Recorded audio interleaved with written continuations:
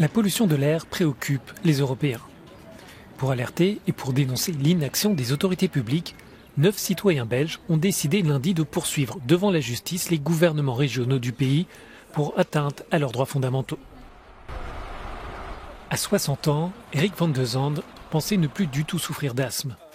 Mais depuis quelques années, il rencontre à nouveau des difficultés pour respirer.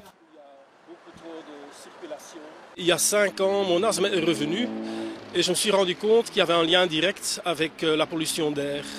Parce que quand j'avais des problèmes respiratoires, je téléphone à ma pneumologue et alors elle me répond « Vous êtes libre de doubler votre dose de cortisone pendant quelques semaines, mais sachez que votre téléphone coïncide avec un pic de pollution. » Les plaignants belges demandent aux autorités de réduire les seuils de pollution pour s'accorder avec les recommandations de l'Organisation mondiale de la santé.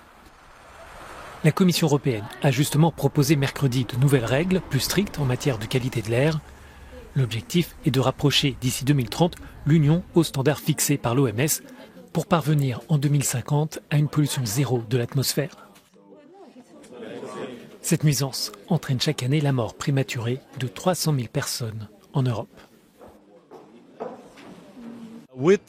Avec cette législation et l'actuelle législation, nous comptons réduire au cours des 10 prochaines années la mortalité de 78%. Ce ne sera pas seulement bon pour la santé des citoyens, mais ce sera aussi bénéfique pour l'économie.